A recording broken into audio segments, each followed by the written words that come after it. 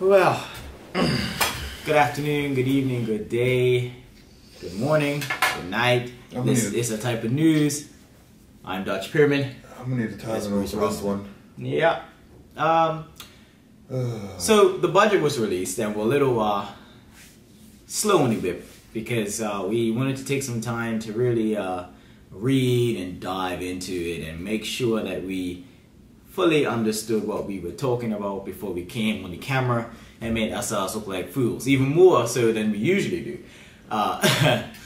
With that being said, we are not financial experts, so we're not really going to dive into the financial aspect as far as percentages and money saved and all of that. Like, we can't give you a full financial report, but what we will give you is is our opinions based on what we've read and based on what we've seen and based on what we know personally. And long story short, it's a lot of fluff. It's got a lot of hints of OBA's old budget in it. But the main thing and the main precipice of what we are trying to drive home here is that it sounds nice when you say, you know, notional payroll tax, and people who make less will take home more money. But then on the flip side, what you see is taxes increasing for the everyday man, as far as on cell phones and what was the other increases? Land electricity, tax, telecommunications. Yeah. So basically, the notional money works out that if you make like 36 grand, you take home like 270 additional now from this new tax reform. But that 270 additional is not gonna mediate anything if taxes are rising elsewhere, including the sugar tax. It's like, yes, taxes were removed for vegetables, fruits, and veggies and all of that, but their taxes were only 2 to 5%. 5% was the tax on water and vegetables. Excusing a 5% tax and then putting a 75 to 150% tax on everything else is not going to solve anything. Who's not there? I don't even know. My head hurts. You gotta talk to them. Don't talk down there. Okay. First things first. Let's go down the list. Alright. So, let's just breeze through this, because this is a lot. $2.5 million will be allocated to the aging Doppler weather radar system. I'm okay with that. Ministry of Transport will receive $62 million. Public Works will receive $74 million. Home Affairs will receive $22 million. National Security got a budget cut of $2 million and will receive $131 million. Which is interesting with all the floating of independence, but yet you're not willing to fund your defense. I don't even take independent people seriously. It's stupid. Social Development and Sports receives $86 million, a cut of $1 million, so that was cut from there. Finance will receive $103 million, a decrease of $232,000. Legal aid will be reformed to save $1 million annually. This says the official gazette. Is that the Royal Gazette, or what is the official gazette? Is that the Royal Gazette? Is that another term for it? It has to be. It's gotta be. Yeah, it's gotta be. If that says that the official gazette or the Royal Gazette being the only gazette we have here, I mean, unless there's another one, correct me if I'm wrong, because frankly, I don't know. Saving $150,000. If the newspaper goes fully digital, how is this supposed to make money? Because I'm telling you right now, I ain't paying for no online Royal Gazette subscription fee. Will I buy the newspaper once in a while? Yes, of course. But I ain't paying no monthly subscription fee. Well, that's the problem that most newspapers are facing worldwide right now. It's how to modernize, how to keep up with income. People will want to know news. This is an interesting one. The Cabinet Office will receive an increase of $535,000. For what?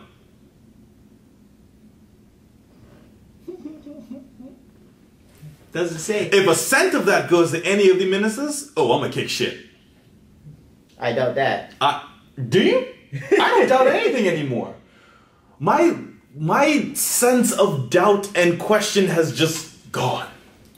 My biggest concern is that the overall outlying theme of this is that businesses will be given concessions. Oh, we'll get there.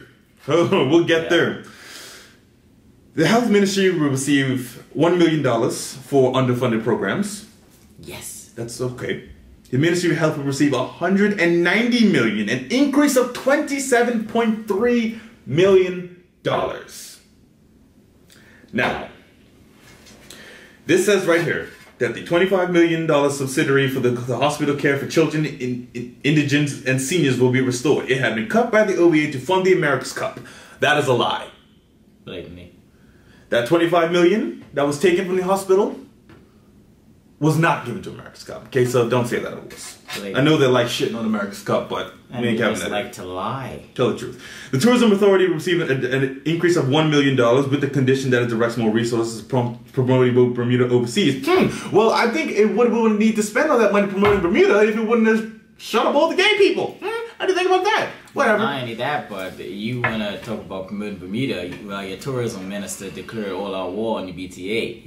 And the Gaming, well, I guess he won the war with the Gaming Commission. He did. But it's just ridiculous. Like, how do you intend to put more money into something where you have somebody literally locking arms with the authority that is supposed to be handling that? The Ministry of Economic Development and Tourism will receive $38 million, an increase of $3 million. I'm okay with that. The Department of Workforce Development will receive an additional $225,000 for new initiatives into increased training and apprenticeship programs. I'm okay with that. I'm okay with that. Education Ministry will receive $140.5 million, an increase of $5 million to cover the additional workforce training, the development of key educational programs. Now, that's a lot of money. We already broke down. Did we break down education in the past? We did. And most of its budget is for paying teachers.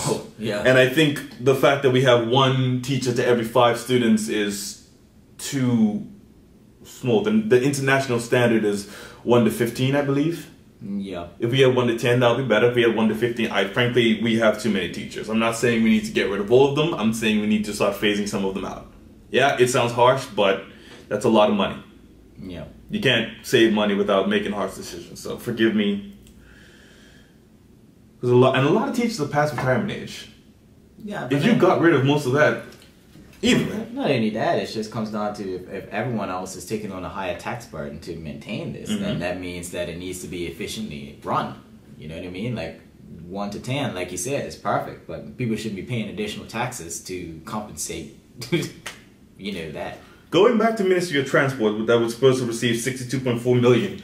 $3 million has been allocated to the purchase of 8 new buses, and electronic fare collection will be introduced for public transport. Does it really cost $3 million for 8 buses? Probably.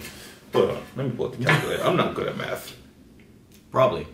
What is 3 million divided by 8? My biggest $375,000 for a bus? Yeah, that's not uncool. That's not really unheard of. Yeah, you better believe it. Okay, them better be some bougie ass buses. Yeah, they are. Hopefully, they are more equipped for Bermuda. Unlike this ones they got with the big revolving doors for ladies that they never use. Yeah. I have not once seen those doors open. Now let's. But there's a curious question about that.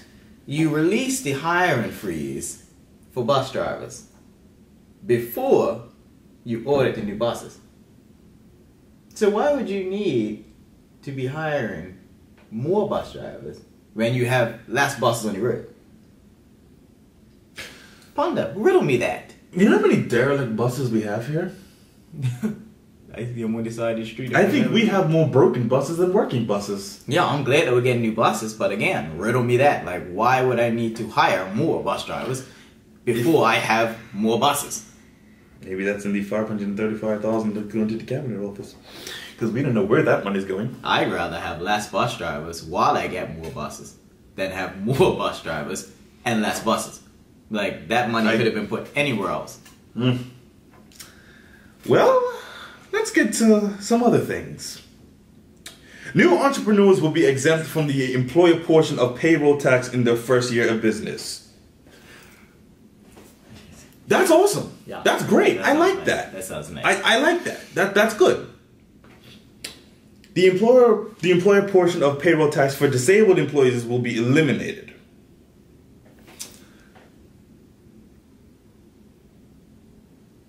Yeah. I think that's fair. Okay. I mean, I'm not trying to, discriminate against the disabled people, but okay. I think that's alright. It's a payroll tax. This is where it gets a little hairy for me. Payroll tax reform will mean breaks for workers. The lowest employee band will be reduced from 4.75% to 4%, so that the working couple earning $48,000 a year each receive an increase in their take-home pay of $720. Is that $720 a year or $720 a week? Like $720 That's a week? $720 a year. What the hell is that gonna do? Yeah, because it says take-home pay, right? $720. Yeah, we'll increase the take-home pay of $720. Unless they're talking about a week, but I mean, if they're talking about salaries. Okay, if they're talking about salary, what is that gonna do? If they're talking about a week, that could do a lot. that could do a lot for some people. However, where that gets weird is it says that down here. But that would be 720 split between both of them. Yes. So. No, each receive an increase of take-home pay. Each will receive $720. Okay. Now this is where things get weird. Blah blah blah blah blah blah blah. Maybe the government professional service tax on accounting. Okay. Revenue estimates from 2018 to 2019 are $1.9 billion, $47 billion up from last year, thanks in part to the implementation of biennial review of government fees, professional service tax on accounting law firms, increasing fees on mobile phones, taxing commercial rents, and cracking down on the abuse of payroll tax. So, again, it comes back to that additional stuff sounds nice. Like if I say, okay, I'm going to give you 720 back, that sounds lovely. It's like being given a bag of Hershey Kisses. One of them's made out of chocolate, which is being taxed, and the other one's made out of shit. Well, honestly, are you gonna eat them? Honestly, I'm not. Honestly, I mean, it just comes down to you're giving people more money back, but you're making them spend more money. They're gonna pay more on sugar. They're gonna pay more on the cell phone bill. They're gonna pay more on commercial rent. They're gonna pay. I mean, you're giving back money that is just gonna end up going straight back. It's like a Ponzi scheme, in a way. Because it's like, okay, if I give you this money, you invest in me, and now I invest in you, but the investment I make in you, I get right back. You know what I mean? Let's keep going because it gets worse. Yeah. So, right. Here we go. Sinking fund, current account balance. That's all fine and dandy. Blah, blah. Government will draw $85 million on its loan facility, representing new borrowing. Well, Mr. Burt did say that this will be the only year that the debt will increase. Everybody has said that. I know, but I'm getting we were supposed to have the last year of borrowing money in like 2009. Yeah, but I'm giving him credit because at least he came out front and said that he was going to borrow more money. So it's not like he's trying to deceive. Well, I understand that you have to borrow more money. You need money to make money. I understand that.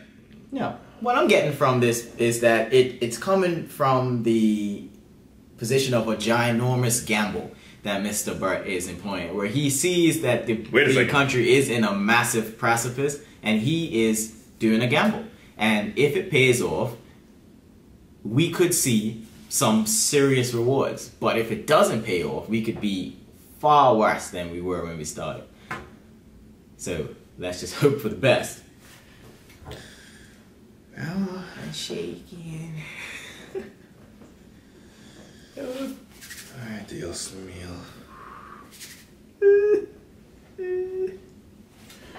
Oh, God. Okay, shall we continue? Yes, please. Okay. Minor mental breakdown. The old restrictions on the height of buildings in Hamilton would be consigned to the history books Godzilla. in an attempt to stimulate demand for property and jumpstart construction industry. I don't know where we're going to be building stuff, but now I guess, because a lot of people don't know this, but an old law from colonial times was when no building in the city of Hamilton can be taller than the church. Now, we have buildings that are taller than the church. However, the church is elevated on top of the hill. So we technically, I think the House of Assembly is taller than the church. Is it? We'd have to measure. It looks tall. It's on top of that. I can't say Okay. offhand. Either way, I know the Jones One building on Front Street. That thing's taller than the church. I know the HWC is taller than the church. There's a few buildings in town that are taller than the church, but they don't go above the church in elevation. So I guess that's being changed. So say goodbye to your view, but I don't have a problem with that. No. I don't really have a problem with that. Gotta move up with the time. Now, to the nitty gritty. The 60-40 rule will be reformed so that Bermudians will only require 40% of Bermudian ownership. The existing rule is the ultimate in protectionalism, says Mr. Burke. He adds, in 2018, the vestige of our oligarchic past must be ended. We must welcome investment from non-traditional quarters and not shy away from competition it may create. This plan will create opposition from both sides of the political spectrum, concedes Mr. Burke, who says some will argue it is not consistent with putting Bermudians first. He argues it will provide more opportunities for Bermudians to become wealth-generating owners and not just employees. You're absolutely right, Mr. Faye. Oh, sorry, my bad. You're absolutely right, Mr. Bird. Sorry, I got confused because they said the same goddamn thing. Isn't that funny? I can't take it. Honestly. Why, should we take McPhail, the milk carton, and put David Bird on there? Honestly. Yes, I will say this. Minister Faye's approach was quite gruff. But this is the right course of action. Is Premier Bird wrong? No, he's not wrong. He's not wrong. But the funny thing is, and I'm not tooting OBA's horn or nothing like that, but the funny thing is that we had this proposed to us years ago. But it came from a white man. A Canadian one, they say. Well, we have a... Where was David Bird born? Where was he born? Not at King Edward Memorial Hospital. Either way, before we get on to... What country was he born in, sir? You sounded like Trump. Show me the birth Listen. Show I me know the where his birth certificate. certificate came because I saw that shit. Where was he born? No. No, his family's Jamaican, but where was he born, sir? Canada. Mm-hmm. Yes, he was born in Canada. With the Mounties and the maple syrup like Yes. good old Mr. Mike Fay. Yeah, isn't it interesting? They could be brothers, I don't know. People are light skinned out there. Before we go down the rabbit hole. That's not a rabbit hole, that's a short I am gonna say shithole. that it shows how interested we as comedians are in progress. That we are not so much interested in progress as we are interested in who is proposing the progress. And I saw interestingly online, a woman put up, and it got a lot of likes. She said, yes, it's about trust. I trust Premier Bart. I don't trust didn't anybody. Mr. Faye. I don't even trust my alarm clock to wake me up in the understand morning. what she's saying. It's like, it is in human nature that if you trust somebody, you are more susceptible to their plans, you are more susceptible to what they intend to do. However, one cannot deny the hypocrisy. The hypocrisy. And yes, I am all for progress. I am all for progress. Melania trumped that whole paragraph. Yeah, I hope full well that he I am going goes to forward. take my speech from Michelle Obama because of what Billy Bush told me. Not Billy Bush. Billy Bush. No, but I do hope that this is implemented because I feel like it is exactly what we need. However, many may disagree. Many may feel as though it's selling the country off. But I do believe that this We've been will. selling the country off since 1965. But I do believe that is the right course of action, and I am glad that Premier Burt came around to the right thing to do. However, like we said, Hershey Kiss with chocolate and chip. yeah, however, I've said that a lot. these today. supporters and Premier Burt and his cabinet must understand that this is a complete 180 from their stances as opposition, which is very worrying to anyone who's paying attention, because it shows you that it is politics at play, politics, and you have to keep yourself aware of who you're supporting and why.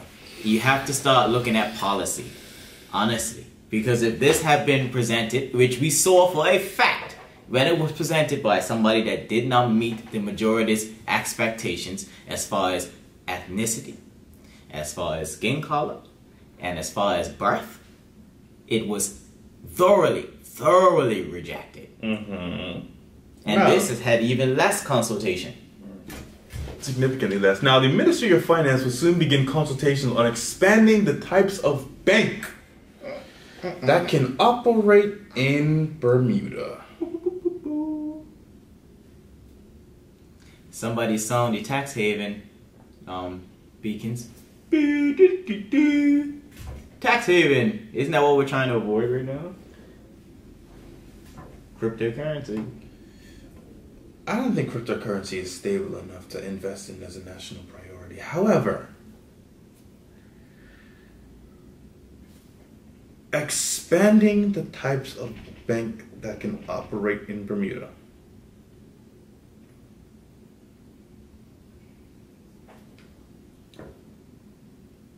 When HSBC took Bank of Bermuda, how many Bermudians lost their jobs?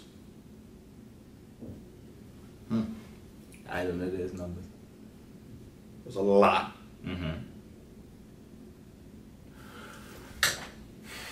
We have 3 banks. We have Clarion, we have Butterfield, and we have HSBC. Do we need more banks? These are the questions. Okay. I will save that question for you. Do we need more banks? Do you need more type of banks? No, Shay's trying to get it. Oh. Pause it. I can just cut that 30 seconds out. That's why I said, do we need more banks? And I got up and left, because I can just cut back to that point. Ah. Just want you to know. Right. Okay. Let us continue.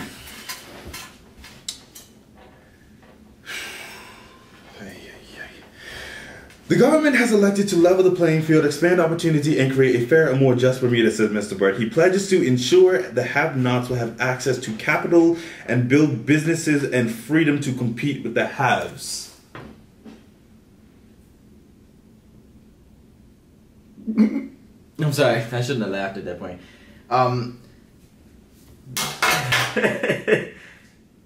How, Sway? How? Literally.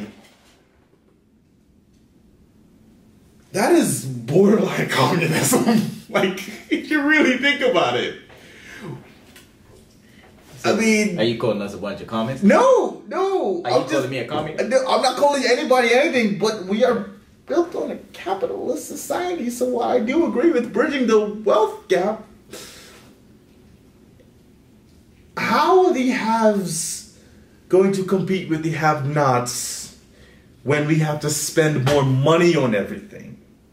How are the have-nots supposed to compete with the haves when groceries are going up, when our phone bills are going up, when land tax and rent is going up? Yes, you're gonna lower taxes on those that have less. I understand, and that's cool and everything, but at the same time, how is that gonna benefit anybody when we're getting more money, but we have to spend more money? Ergo, we end up in the same place. If I have $10 and I'm usually paying $5, so you give me $15 but make me pay $8, I'm still left with the same amount of money. Not exactly the same. It's not the best at math. But the principle stands. You're still paying out around the same, roughly the same. Okay. Let's say you have $10. Then you give me $12. and rather than make you pay $5, make you pay $7. So I'm still left with $5, right? I'm not good at math. It's not my best. Okay. It's not my strongest suit either. Well, apparently neither of our premier. That's why I gave that disclosure before this episode that we are not financial experts, okay? Not even basic math experts. And neither is our premier, so that makes me feel a little bit better. And he's the finance minister. No. Call on Paul and get some help. Oh, no, not from her. Jesus. Ay, ay, ay. Not with them hats.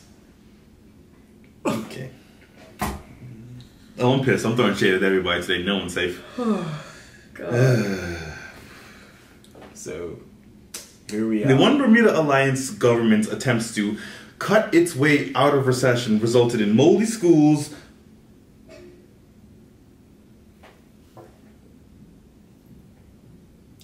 Okay. Wait a second. Yeah, When did you graduate from Cedar Bridge? Wait, no, when was your last year at Cedar Bridge?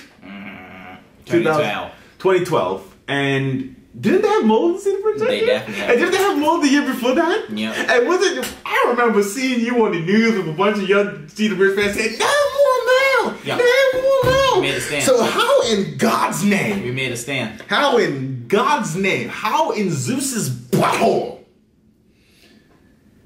Oh. Is the OBA responsible for moldy schools when they were clearly moldy during the PLP? Well, let's analyze that sentence and let's analyze the mistakes made by both. So, that sentence says, when the OBA tried to cut its way out of debt. It resulted in moldy schools. So because the OBA's policies, mold just magically developed and the schools started getting all teachers sick. Focus on the cut part. The OBA tried to cut itself out of debt. So, when you have less, do you work with less or do you work with more? So, by saying that they tried to cut out of debt is exactly what any logical person would do. Now, here's the thing. You have to cut out things to get rid of debt because you have to make sure that you spend less to pay back more. But let's on the flip side of this, understand that the mistakes of the previous PLP government, I'm not talking about this one currently, but let's look at the mistakes the of the previous PLP government, which was what? They did not cut. They spent more. And a lot of people say that the global recession is the reason why Bermuda's recession was so long. But understand that our recession lasted as long as it did because the government of the day refused to make cuts, refused to save money, to budget, to buffer for the recession that was forecasted before it actually hit. So they knew it was coming. A lot of people knew it was coming. And our government, the PLP government of the day, chose to continue to overspend in a bloated public sector that was even more bloated than it was before. Now, come to present day. The reason why people are skeptical of your budget, Mr. Burt, is because it is starting to look just like the PLP budget of the past. No. Pay attention. Stay with me.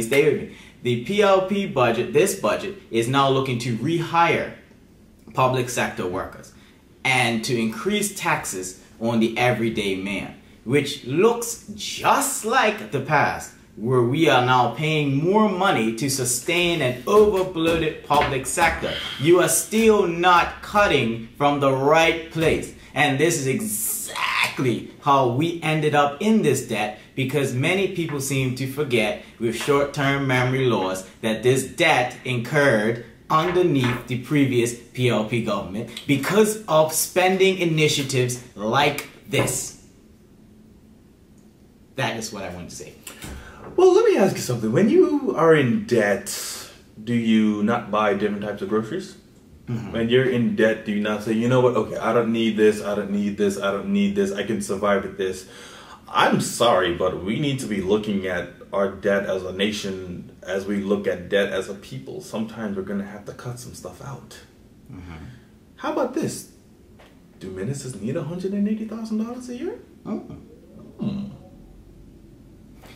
Do we need to be unfreezing the hiring freeze? Do we need? If we cut ministers paying half, I'd have no problem with them having second jobs. Need me? Me either.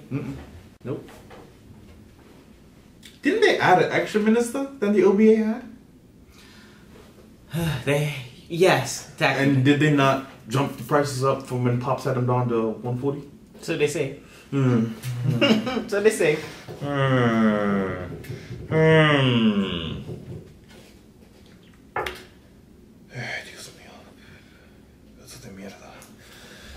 Okay, now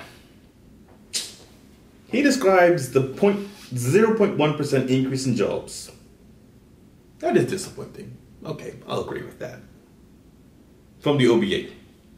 I don't know if that's factual, but if it's true, it's disappointing. Now, Mr. Burt lists risks for Bermuda economy, including tax relief from the United States, the European Union's list of non-cooperative tax jurisdictions, the Caribbean Financial Task Force assessment of Bermuda's anti-money laundering efforts, and an aging population. Now, okay.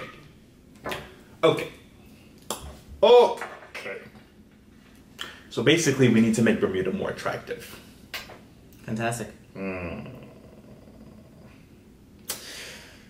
You know, casinos might do that. Gay marriage might have done that. Yeah, that might have done it. Maybe not ripping into the second biggest sporting event of the world might have done that. Yeah. Well, maybe legalizing marijuana would do that. Legalizing marijuana would do that faster than any of those things. Maybe not charging $6 for a can of goddamn soda wouldn't do that. You know, I hear from a lot of Bermudians, some PLP included. They've been going around saying Wakanda forever after they say something. Let me tell you something right now, people. For those of you that have seen Black Panther, you'll understand this. But we are nowhere even remotely on the Wakandan spectrum. It's a fictional country. That is literally so advanced because they have a fictional resource. We need to stop saying Wakanda forever and start saying Bermuda forever. We want to know why? Because Wakanda's not real. Well, not just that, but if you look at the underlying point of Black Panther's movie was that... Oh, whoa, no. Save that because we're going to get into that in another episode. No, but it said basically you buy up a whole bunch of things and then you give back. That's what the ending was.